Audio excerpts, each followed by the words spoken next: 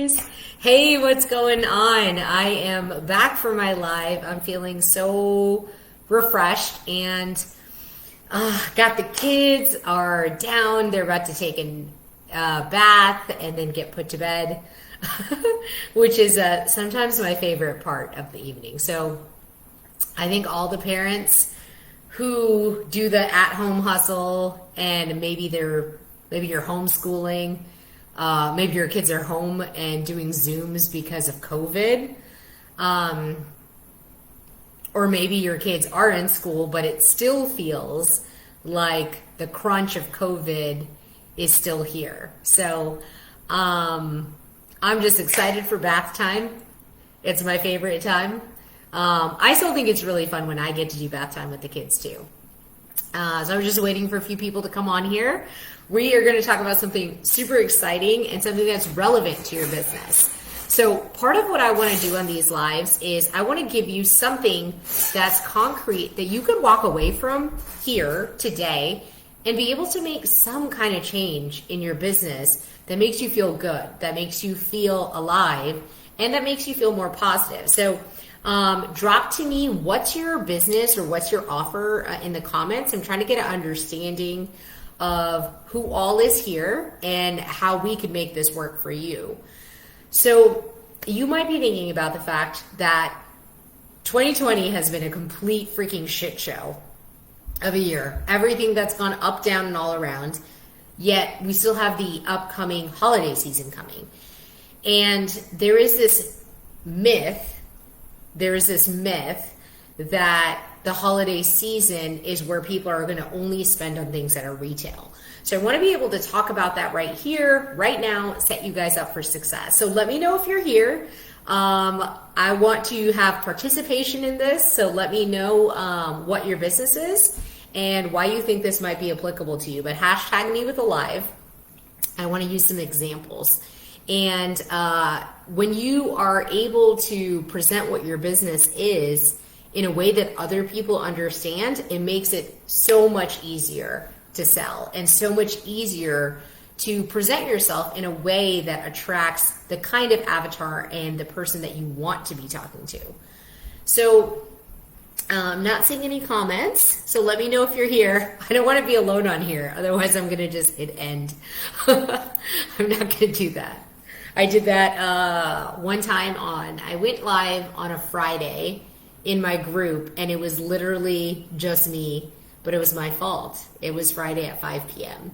But I've made an assertive goal. Every single week I go live. Once is on my personal profile, which is here today, that you guys are here for. And the other is in my group, in my life group, which is super fun. It is a place where there's high-level entrepreneurs. We're talking, we're thinking, we're exchanging ideas. All right, we've got somebody. Dominique, what's up, girl? Drop me in the comments. What is your offer? Because I'm going to use you as an example exactly of how to make the seasonal portion of how people think about sales work for you. So drop it to me. So here's the thing. When we get into the holidays, regardless of whether the economy is tanked, whether you have a pandemic, people naturally go into the mode of, I'm very blessed to be here. And hey, honey, nice to have you here. Gotta drop me your offer. I'm hitting up an interesting topic on holidays. So here's what you have to do. You think about the fact that people go generally into much more of an altruistic mode. They want to give back to people. It's a time for reflection. It's a time for gratitude. It's a time to share with the people that are most needy. And this happens across the board. Some people get kind of caught up with the religious affiliation of Christmas. There's a lot of other holidays that happen right around this period of time. It's also the end of the year. So it ends up feeling natural because people know where they're at. So here's a tip is you can take your business and what your offer is, and as a part of what your brand is, if you haven't already identified this, this is super secret, need to have down pat. You need to have some kind of charitable organization, something that you're really committed to, and it's something you talk about. And so when consumers start to see the fact that you as a business are looking to contribute back from what you get in the world, and you feel passionate about making an impact on other people's lives and allowing what you do in terms of income to actually positively propel other people forward, it becomes really attractive. It also ties in so closely with what your values are. So like, for example, let's say that you have a business that's related to children, So maybe as the Christmas time comes around, you align yourself strategically with Toys for Tots. And so you're further capitalizing on like, this is who my avatar is. And I'm also aligning my mission because most likely that's the kind of thing that your organization would like to support. So previously, when I was focused more on commercial interior design, I used to like donate to the Houston Food Bank. I gave to, what's it called? Oh my gosh. I can't think of it. The home building place that's like all over America. I can't remember it right now. Let me know if you know what it is. I can't think about it right now. So drop me what some of your favorite charities are below. I'd love to hear it because it would be great to get that conversation started now. If you're thinking about it now, you're planning it, which means that you're going to execute it. Habitat for Humanity. Okay, it just came back to me. So Habitat for Humanity. Well, that made a lot of sense with truly my passion for interior design is to provide people an impeccable space because I know in my heart that having a space and having an environment that makes you feel really good inside is going to allow you to show up in your best way for your family. And so that's a great alignment of how these things kind of work together. So specifically for my company launch, oh, No Kid Hungry. Yeah, that's right. That's a really good one too. So specifically for launch, I'm going to be looking at certain initiatives that really help align my business and what I'm trying to do in general, which the company launch, our focus is to help any business launch off from where they're at right now through the use of strategic branding, right? But that could mean that you're a beginning entrepreneur. That could mean that you're established and you're on your third business. But the point is, we all start from somewhere and we all need to shoot up to the next level. So, things that are exciting to me are places where young people can get mentorship on businesses, which a lot of local libraries actually sponsor that. Another thing is, whatchamacallit? Oh, I'm just like blanking on this right now. Where, women get dressed up, Dress for Success. Yeah, it's all coming to me. I feel like I'm on Jeopardy or something. Dress for Success is all about women and empowering them, people who are in a disempowered state, to be able to dress the part and get coached on actual resumes. And so that's something that's in huge alignment with what I think is needed in order to fund people, especially minorities, especially single moms, those kind of things, people who don't have access to those type of resources. And it makes me feel super excited and gets me going. So Dominique is saying spinal cord research. Dominique, why is that important to you? Do you have a story of why that specific thing? I'm curious. So if you do have a personal story, like let's say you have like a sister or you have a family member, or maybe even went through it yourself, like this year, my father-in-law passed away from a really rare form of cancer. So that's up in front in my mind right now too, about looking at opportunities to help bring light to this type of cancer that, if identified early, is actually really highly curable. People just don't know about it. And so finding topics that hit home for you and coming up with different initiatives that allow people, when they decide to join onto your team or they accept your offer, they work with you, even letting them know that like, hey, I've made a donation on your behalf.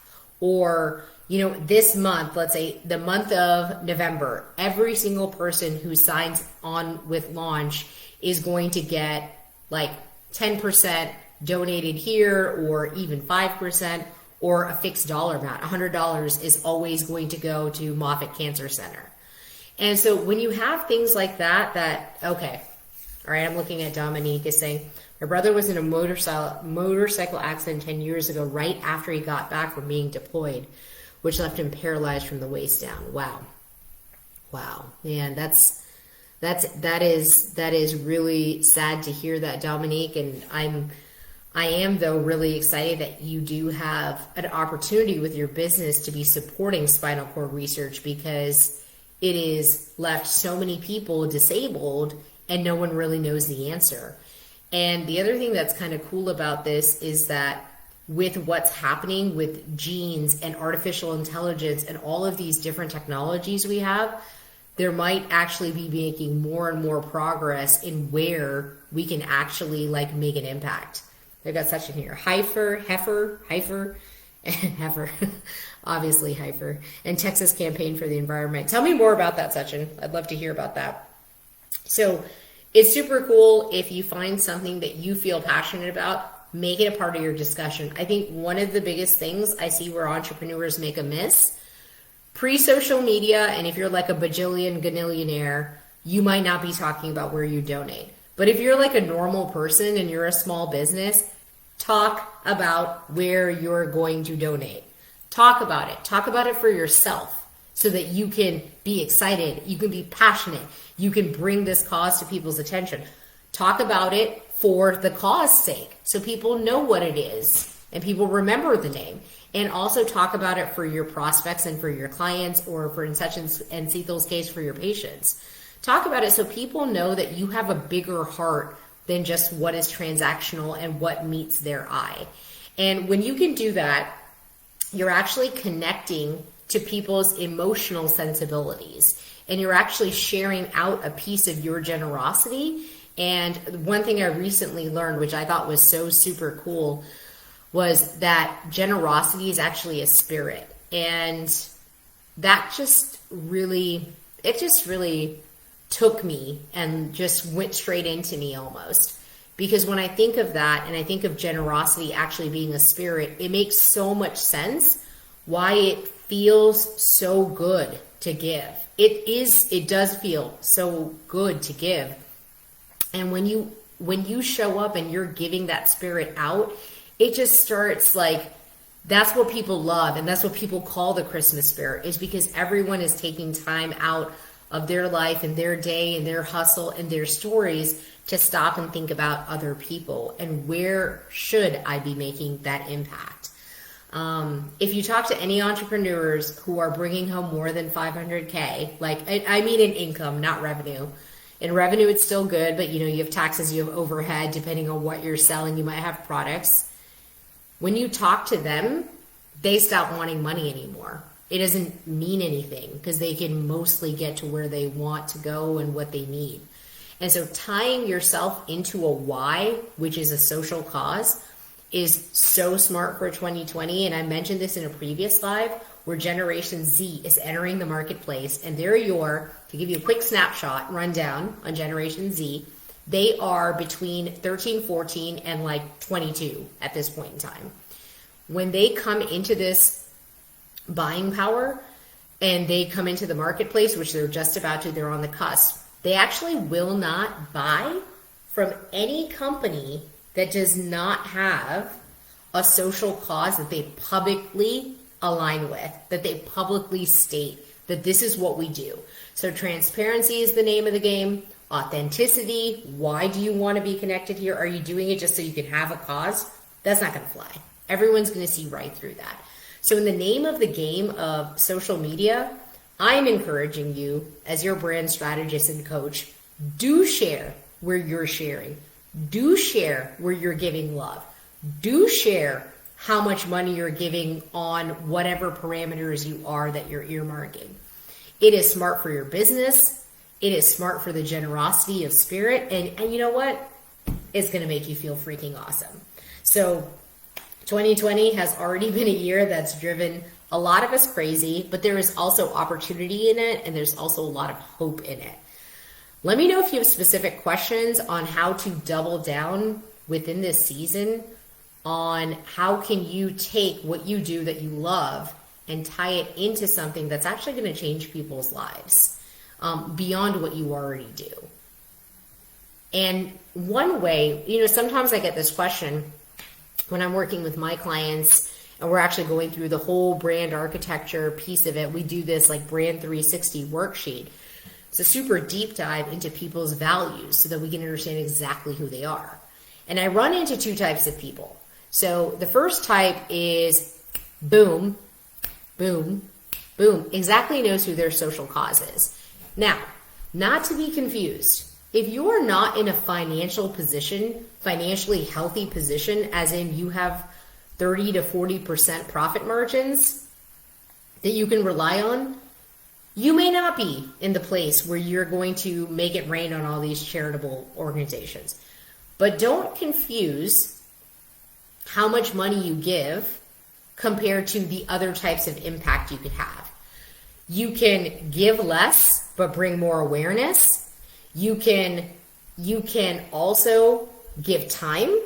You can also possibly with that organization offer your services of what you do. So there's a lot of different, just like when I tell people when they're negotiating in anything, money is not the only thing to negotiate. So if you do have an offer that could help the organization you're excited about, organizations need so much volunteer time and expertise that's actually behind the wall that we don't ever get to see.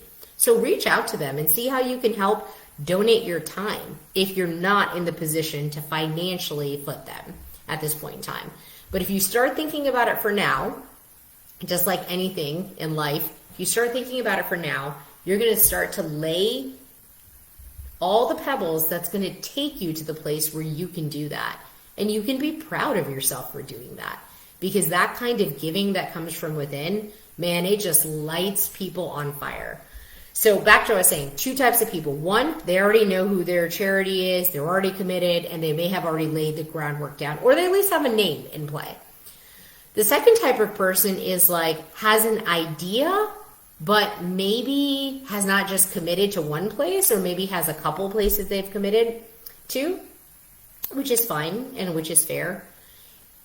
For businesses online and helping your message carry through and to be continuous and for it to hit home and resonate with people, I recommend that you stick to one charitable organization or social cause.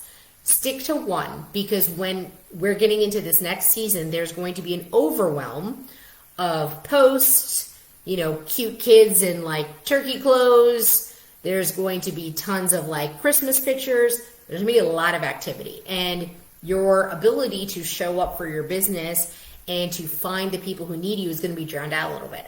So keep the message simple. Pick one charity and give something. Time, energy or expertise, or money, but let it be known. So bring in that spirit. Let's see it happen in 2020. Let's finish out this year with a bang, and showcase our world that there's still hope for people who may have gotten wiped out during this point in time or having to start back all over again, that there are other people here who support them. So let me read a few of the comments. Let me know if this is valuable, guys. I would love to hear if this is hitting home. Let me know if you do have plans of what charity that you're going to do something with, because I'm going to follow up on this topic. And you're actually going to see me leading by example, because I'm going to be putting my stuff into gear from now. So basically starting next week, I'm going to start dropping things, inviting people to figure out what my charity of choice is. I'm just narrowing in on what my couple options are of where I'm going to focus my energies this year. Dominique is saying, while he was in rehab, I volunteered with the hospital staff. That's awesome, Dominique. You're just a bomb person. You're just a really bomb person. PT's OT, it was such an eye-opening experience how spinal and brain injuries can happen very easily. I know, I think that we don't recognize how fragile our necks actually are. And it happens in a lot of different ways. And I think it's really amazing that you showed up for your brother like that. That is really commendable. She's saying, Dominique is saying, I remember that live. I think she's talking about the Generation Z one. Yeah, if you look back on my profile, it's probably been a couple months, but I did an awesome live. People loved it. It was on the entire Generation Z and how to actually market to them. Check it out if you're interested in that. It had so many facts and statistics. I actually read and prepared on that because I was working with a client who needed that help. So I shared a ton of statistics in there that were really exciting and things that you could apply to your business right now. Dominique is saying, I think the missing link is how to tie the cause to what I do because I feel like my avatar may be completely different. Drop me what your avatar is again, Dominique, so that I can know and the other people watching can know too. Because I know you do something related to financial stuff. So there actually, there is a few things that are coming to mind here. Actually, one of the biggest struggles that people have is when they are in underserved communities, or they are at the poverty line or right above it, which also still really feels like the poverty line when you're in that low class income bracket. It is so difficult to get the correct education that you need in finances. Most of the time, they have not been taught finances. They've never had enough cash to worry about what to do. They have no idea what investment means. They are mostly struggling with large amounts of debt. They can't get a loan. They've gotten evicted before. There's a lot of financial problems that can eat people alive. And you know this because of what you do, but when people's finances are out of their control, they lose hope and they feel really overwhelmed. So, let me know. I want to hear exactly what it is so we can hone in on that. But giving people who are in underserved communities, even a free training, or, even with Zoom happening, having a free Zoom, and pairing with community leaders. And I know especially libraries are dying for content right now during COVID. Libraries, local libraries, and municipal libraries, they pair up with people in the community and they try to create content, because libraries, if you think about it, are one of the only places that homeless people are allowed in. Have you ever thought about that? I don't know if you watched that movie, The Pursuit of Happiness, where Will Smith is in there. And it's a super good movie. It's actually way motivational. But if you're in there and you get a chance to watch that movie, I recommend it. You will be pumped up and you will know your life is easy. But he's around with his son and he goes in every day trying to sell this stuff. And him and his son end up homeless. And then he ends up having to get an interview for this corporate job where he's going to be a sales guy. And watching him show up day in, day out, grinding it out in order to get off the streets. You think about it, he's homeless. He didn't have anywhere else to go. And that is a true story of a lot of entrepreneurs actually have gone homeless for a while and they've come out. Where do they go? They're not allowed in Starbucks. They're not allowed to go have a latte inside and go start shaking people's hands and getting themselves out. A library is one of the only public places they're allowed to be in and get actual help. Because not everyone who's homeless is schizophrenic or not talented. There's a lot of people who just ended up in a bad place. So anyways, that's something that just came to me. Such a heartwarming movie. Yeah, I love it. I might watch it again tonight. Ambitious and driven individuals that are wanting financial clarity and money confidence. Yeah, I would definitely be looking for charities that help educate underserved and underprivileged communities. You could even focus on youth, or you can focus on homeless shelters. Homeless shelters are absolutely looking for a way. So finances and getting out of the poverty line are very hand in hand connected. And that's even something you could teach on in 20 minutes, like a low level understanding of what finances are and like one takeaway tip that they could use to get out of debt, and you'll have at least saved somebody's life from where the direction they're going in. So let me know if you guys have any more questions. I hope that this was insightful, and I hope that this got you thinking about what we should be doing, what should we be showing up as, and ideas of how to approach this next holiday season, because it's starting earlier. I'm not sure if you guys noticed, but as soon as Halloween was done, everyone has just skipped Thanksgiving and they are rushing as fast as they can into Christmas. And it's probably to offset some of the retail slumps that people saw in COVID. So make sure that you've got your plan in play, you're speaking from your heart, and that you find something you can do and make sure you share about it. So, all right, guys, have a great night, and we